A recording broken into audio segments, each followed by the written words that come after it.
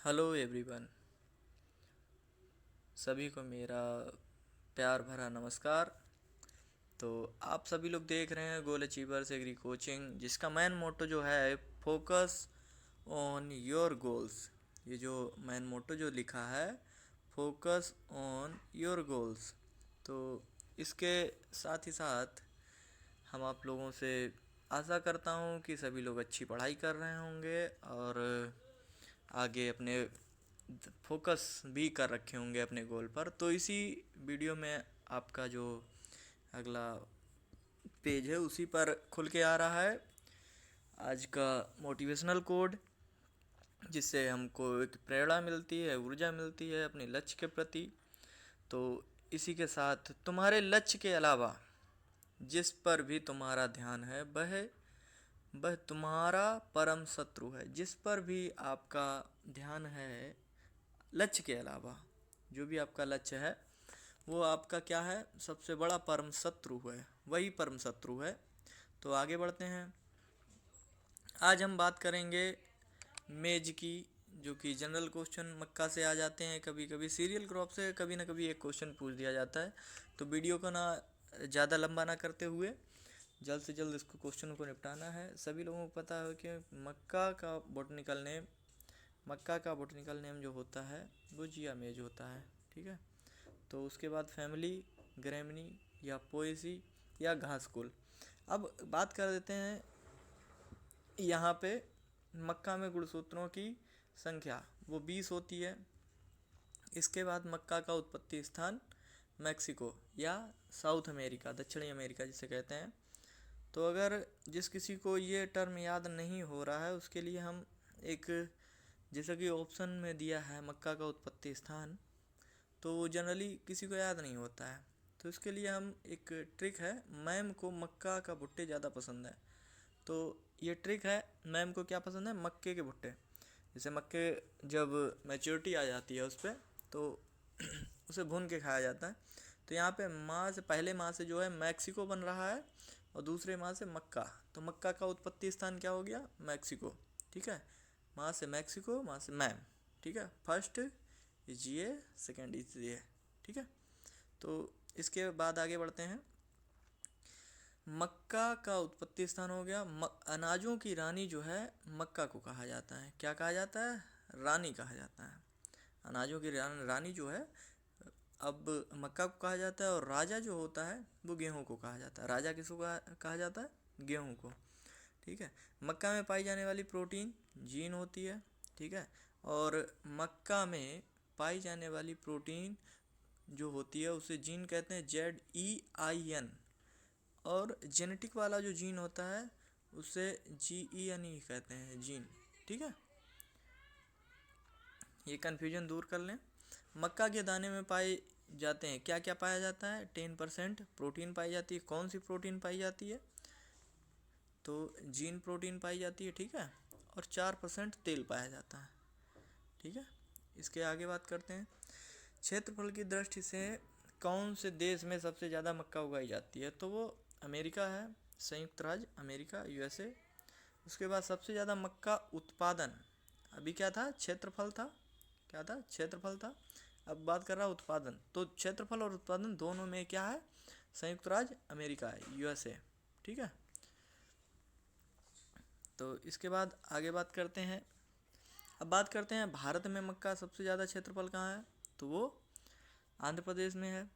अब यहीं पे बात कर देते हैं क्षेत्रफल के बाद उत्पादन की, तो उत्पादन में भी आंध्र प्रदेश है। अब यह बात करेगा प्रोडक्टिविटी की, जब क्वेश्चन कहेगा कि प्रोडक्टिविटी, वो कर्नाटक की है। ठीक है। तो ये दो सेम हैं फर्स्ट वाले, इसमें USA सेम है दोनों में। ठीक है। और लास्ट में उत्पादकता दी हुई है, तो क्या है, वो कर्नाटक की हो जाती है। मक्का के भ्रूण में तेल की मात्रा, मक्का के भ्रूण में तेल की मात्रा जो होती है वो होती है 30 से 40%। कितनी होती है, 30 से 40%। ठीक है। तो इसी के साथ अगले पेज पे बढ़ते हैं। मक्का के अंकुरण के लिए टेम्परेचर की मात्रा जो होती है, टेम्परेचर जो होता है वो होता है 21 डिग्री सेल्सियस। कितना होता है, 21 डिग्री सेल्सियस। ये अंकुरण की बात कर रहा है, टेम्परेचर अंकुरण के लिए, ठीक है, जर्मिनेशन के लिए। अब पौधे के विकास के लिए अच्छा टेम्परेचर कितना होता है, 32 डिग्री सेल्सियस। मक्का के पौधे के विकास के लिए टेम्परेचर जो होता है वो 32 डिग्री सेल्सियस होता है। और इसके बाद बात करते हैं पीएच की, ठीक है। तो पीएच जो होता है 6 से 7 होता है, 6 से 7। ये जनरली सभी फलों के लिए मुख्य माना जाता है, ठीक है।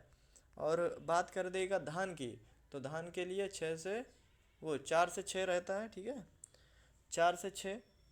लेकिन सामान्य फसलों के लिए जब भी कहा जाए तो 6 से 7 पीएच नॉर्मली रहता है, ठीक है। 6 से 7 पीएच के बीच ही सामान्यतः फसलें उगाई जाती हैं, ठीक है। तो इसके बाद अगला क्वेश्चन यहीं से बन जाता है कि पीएच की खोज किसने की थी, तो एसपीएल सोरेनसन ने, ठीक है। एसपीएल सोरेनसन ने कब की थी, 1909 में, ठीक है। इसके बाद पीएच स्केल का मान पैमाना जो होता है वो सभी को पता होगा, यहाँ 0 होगा, यहाँ 14 होगा, और बीच में जो होता है 7 होता है, इसके बीच में एसिडिक होगा 0 से 7 के बीच में, और 7 से 14 के बीच में क्षारीय होगा, ठीक है। इधर अम्लीय होगा और इधर क्षारीय होगा, ठीक है। तो इसके बाद आगे बढ़ते हैं। अगला क्वेश्चन जो है वो दिया गया है कि अगेती किस्में कितने दिन में पककर तैयार हो जाती हैं, तो 70 से 80 है, मध्यम 80 से 90, 10 प्लस कर दो, और यहाँ पे 10 to 20 प्लस करना है, 90 से 120 के बीच में, ठीक है। तो जो पछेती प्रजातियाँ होती हैं वो 90 से 120 के दिन में पककर तैयार हो जाती हैं। इसी के बाद आगे बात करते हैं, मक्का की पछेतियाँ होगी। अब मक्का की रबी फसल की बुवाई कहाँ पर होती है, तो ये देखो बिहार इसमें मुख्य है, ठीक है। आंध्र प्रदेश और कर्नाटक और महाराष्ट्र में भी होती है, ठीक है। तो ये जो है मुख्य रूप से रबी में भी उगाते हैं फसलें, लेकिन रबी की जो मुख्य रूप से वो बिहार में उगाई जाती है फसल। तो बिहार में ज़्यादातर प्रजाति कौन सी है, वो लक्ष्मी प्रजाति है। कौन सी है, लक्ष्मी प्रजाति उगाई जाती है, ठीक है। कौन से सीजन में, रबी सीजन में, ठीक है। और मुख्य रूप से पता ही है आपको, खरीफ की फसल है ये मक्का। और मक्का की रबी फसल की बुवाई राजस्थान के बांसवाड़ा ज़िले में करते हैं, ठीक है। ये क्वेश्चन आपके लिए ज़्यादा नहीं है, लेकिन लक्ष्मी कभी कभी पूछ दिया जाता है। और इसका रेशियो जो है 60 से 20 सेंटीमीटर, ठीक है। 60 × 20, 60 × 20।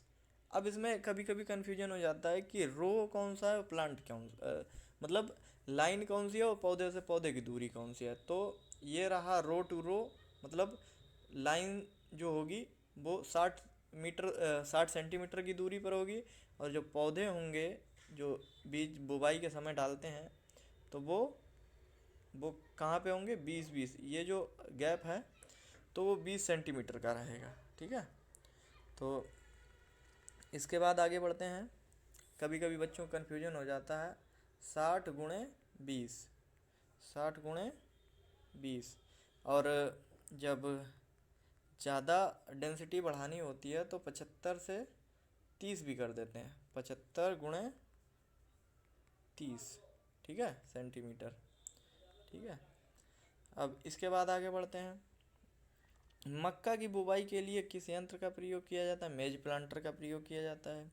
मक्का के बीज कितनी गहराई पे बोए जाते हैं, 3 से 5 सेंटीमीटर पे।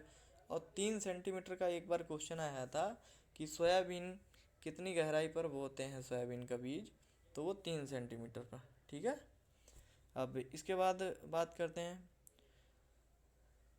संकर मक्का की जो बीज दर होती है वो 20 से 25 किलोग्राम, ठीक है, 20 से 25 किलोग्राम। जनरली ये क्वेश्चन आ जाता है संकर से, ठीक है।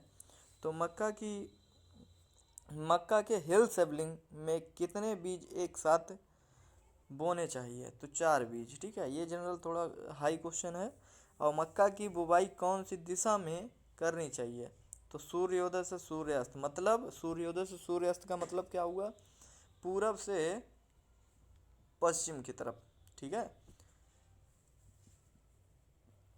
पूरब से पश्चिम की तरफ बुवाई करनी चाहिए, क्योंकि जब हवाएं चलें तो सीधा निकल जाएं और जिससे कि पौधे गिरे नहीं।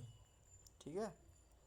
और इसके बाद अगला क्वेश्चन है, मक्का में जिंक की कमी से कौन सा रोग हो जाता है? तो इसमें सफ़ेद कलिका वाइट बड, ठीक है, वाइट बड ऑफ मेज।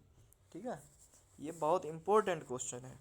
मक्का में जिंक की कमी से कौन सा रोग होता है? वो सफ़ेद कली हो जाता है। ठीक है, सफ़ेद कली या सफ़ेद कलिका भी कहते हैं। वाइट बड याद रखना, इंग्लिश में ज़्यादातर देख लेते हैं क्वेश्चन को। मक्का की प्रथम निकाली गई संकर किस्म कौन सी है? तो वो गंगा वन है। ठीक है, गंगा 100, गंगा 101, रंजीत, दक्कन, ईटीसी। ठीक है, इत्यादि फसलें हो गई, वो प्रजातियां हो गई। के बाद आगे बढ़ते हैं। अच्छा हाँ, इसी में पूछ देता है कि सबसे अधिक प्रोटीन वाली प्रजातियां, तो शक्ति रत्ना प्रोटीना कौन कौन सी? शक्ति रत्ना प्रोटीना, शक्ति रत्ना, ठीक है, प्रोटीना, प्रोटीना। इनमें 10% से 10 से 14% के बीच में पाई जाती है प्रोटीन। कितनी पाई जाती है? 10 से 14% के बीच में प्रोटीन पाई जाती है। 10% से 14% के बीच में प्रोटीन पाई जाती है। कौन सी प्रोटीन पाई जाती है? जीन प्रोटीन पाई जाती है। ठीक है, इसी के बाद आगे बढ़ते हैं। मक्का किस प्रकार का पौधा है? ठीक है, मोनोसियस, उभयलिंगी। अब मोनोसियस या उभयलिंगी क्या होता है? एक ये पौधा है तुम्हारा, ठीक है, क्या है? पौधा है। अब पौधे पे क्या है? ये पत्तियां होंगी। इसी के पास एक नर होगा ऊपर, ठीक है, और इधर जो होगी मादा होगी। ठीक है, तो एक ही पौधे पर नर और मादा जननांगों का पाया जाना, ऐसे पौधों को कहते हैं उभयलिंगी पौधे, मतलब मोनोसियस। ठीक है, अब मोनोसियस का मतलब एग्जाम्पल जब भी पूछा जाता है मोनोसियस पौधा है तो वो क्या है? मक्का। ठीक है, उसके बाद में कैसा पौधा है? परपरागित। ठीक है, कैसा है? परपरागित पौधा है।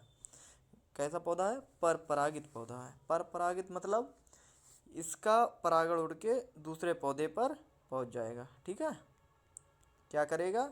ये हवा के द्वारा पहुंच जाएगा परागण कण, तो इसे परपरागण कहते हैं। और यहीं अगर इसी में हो जाए तो स्वपरागण। ठीक है, परागण का चैप्टर बोटनी में पढ़ते हैं तो उसमें बताया जाता है। तो मक्का एक है पुंपूर्वी प्रोटेंड्रस पौधा।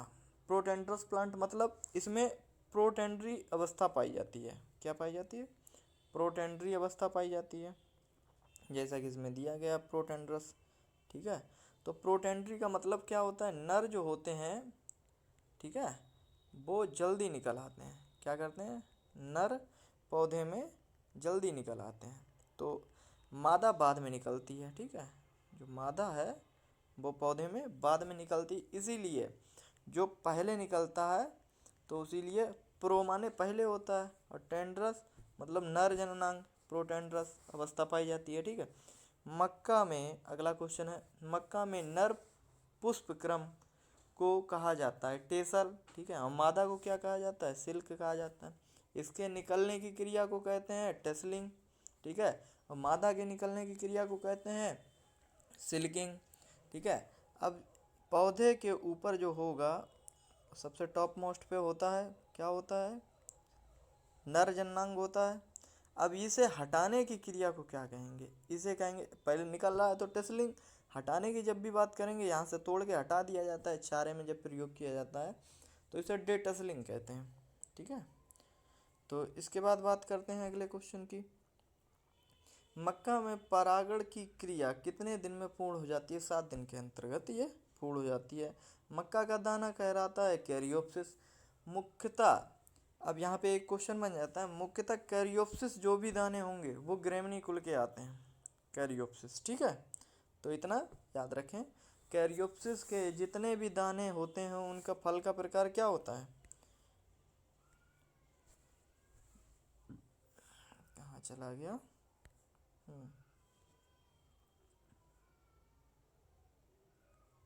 हाँ, कैरियोप्सिस।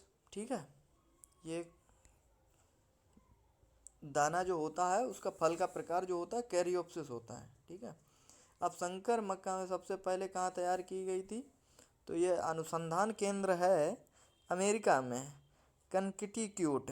ठीक है, ये क्या है? कनकटिक्यूट अनुसंधान केंद्र जो है अमेरिका में है, वहाँ सबसे पहले संकर मक्का तैयार की गई थी। तो इसके बाद आगे क्वेश्चन पे चलते हैं। क्या है अगला क्वेश्चन? मक्का में सर्वप्रथम कार्य किया गया रॉकफेलर फाउंडेशन के द्वारा। ठीक है। मक्का में भारत का मक्का में क्या है? मक्का में नहीं, भारत में सर्वप्रथम कार्य शुरू किया गया है। कब किया गया है? ये यहाँ पे थोड़ा कन्फ्यूजन है, एक जैसे ही क्वेश्चन है सभी।